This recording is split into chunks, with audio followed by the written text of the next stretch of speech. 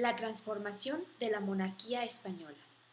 Tema 2 del bloque 2 de Historia de México para tercer grado de secundaria. La decadencia del poderío naval.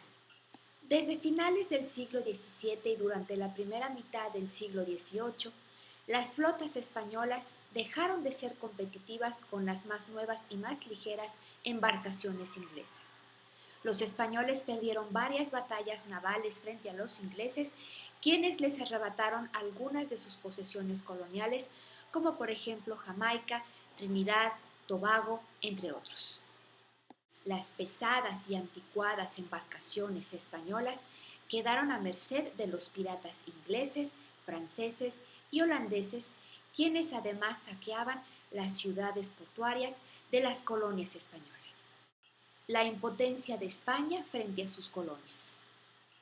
Como consecuencia de la decadencia del Imperio español, que se dio sobre todo con el reinado de los últimos monarcas de la Casa de Habsburgo, España se manifestaba cada vez más incapaz de controlar a sus colonias.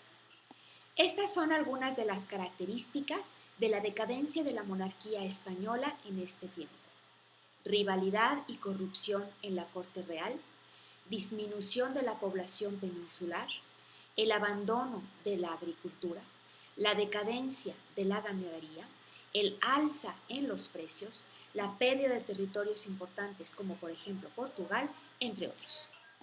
Los últimos reyes de la Casa de Habsburgo gastaron una gran cantidad de los ingresos que provenían de la Nueva España en su lucha por permanecer en el poder.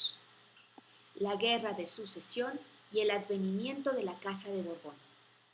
La decadencia de la corona española se agravó durante el reinado de Carlos II, quien fuera el último monarca de los Habsburgo.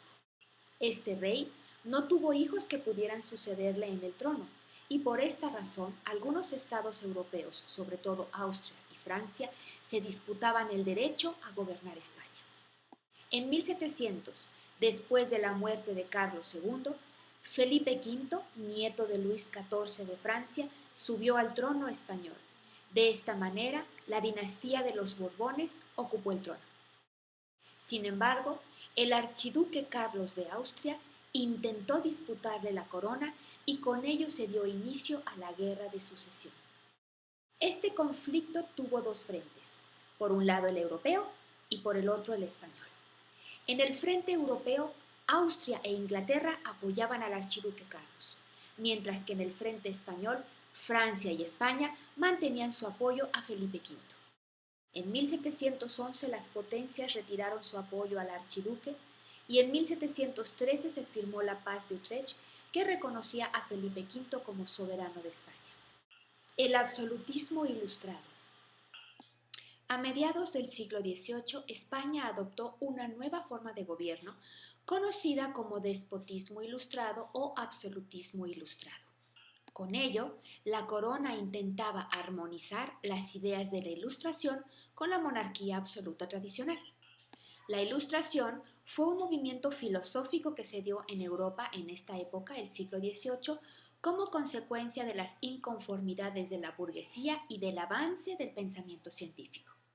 El despotismo ilustrado tenía como características, por un lado, buscar el progreso a través de cambios en la agricultura, el comercio, la industria, la impartición de justicia, la educación y la iglesia, pero por el otro lado, estableciendo una administración centralizada, mientras que afirmaba que se buscaba el bienestar de todos los ciudadanos, aunque no se les tomara en cuenta.